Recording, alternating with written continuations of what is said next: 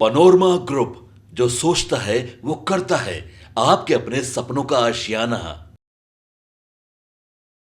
लोकसभा और बिहार का ऐसा संबंध है जो सिक्के के दो पहलू हैं। आपको बता दें कि बिहार को लेकर के भारतीय जनता पार्टी और एनडीए गठबंधन इतना ज़्यादा एग्रेसिव क्यों है और क्यों बिहार में इतना फोकस हो रहा है, उसके पीछे की कहानी इससे आपको पता चलेगी कि बिहार में भारतीय जनता पार्टी सहित जो भी घटक दल के नेता हैं जो बिहार से जुड़े हुए हैं, उन सभी को आप फोकस जो है वो बिहार की 40 सीटों पर है। ये 40 सीटें वो सीटें हैं जो प्रधानमंत्री बनाने में अपनी भूमिका अहम रखती हैं।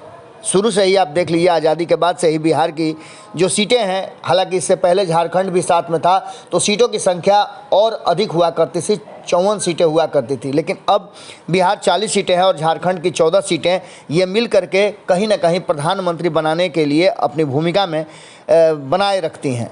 ये आज़ादी के बाद से ही देखा जा रहा है और इसी बात को लेकर के बिहार पर विशेष फोकस, जिन्हें सरकार बनाने का अंदेशा होता है या सरकार बनाने के दावे करते हैं, वो बिहार पर विशेष फोकस रखते हैं। लेकिन कुछ वर्षों से बिहार और ज़्यादा मजबूत और ज़्यादा कहा जाता है कि तेज़ी से आगे बढ़ रहा है। इन सारी परिस्थितियों को अगर गौर से देखा जाए तो बिहार में जिस तरह की बातें चल रही हैं और जिस तरह से चुनावी माहौल बना हुआ है, उस चुनावी माहौल को लेकर के भारतीय जनता पार्टी लगातार फोकस बनाए हुए है, चाहे वो प्रधानमंत्री नरेंद्र मोदी हो या गृह मंत्री अमित शाह। इसके साथ साथ भारतीय जनता पार्टी के शीर्ष नेतृत्व के सभी नेता बिहार पर फोकस बनाए हुए हैं और बिहार में लगातार दौरा भी कर रहे हैं। इन सारी बातों को लेकर के, जैसा कि हमने आपको बताया कि प्रधानमंत्री नरेंद्र मोदी एक बार पहले बिहार प्रवास कर चुके हैं और आज भी उनका बिहार प्रवास है और 2 दिवसीय दौरा पर आ रहे हैं। लेकिन इससे पहले गृह मंत्री अमित शाह भी बिहार प्रवास पर रह चुके हैं। गृह मंत्री भी बिहार आए और उन्होंने कई तरह की बातें की। उन्होंने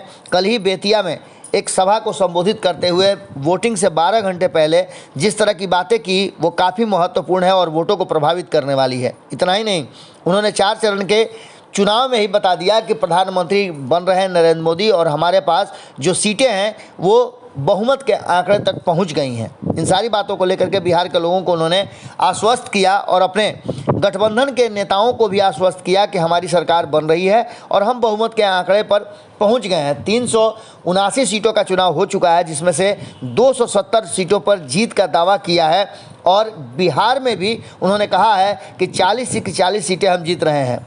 दावा 4 चरण में उन्होंने किया है कि हम बहुमत के आंकड़े तक पहुंच गए हैं। इसके साथ साथ उन्होंने कई ऐसे मुद्दे हैं जिस पर कटाक्ष भी किया है। उन्होंने कहा है कि लालू प्रसाद बार बार जो चर्चा करते हैं वो चर्चा निराधार है, उसका कोई भी फ़ायदा होने वाला नहीं है और न ही उसका कोई आधार है।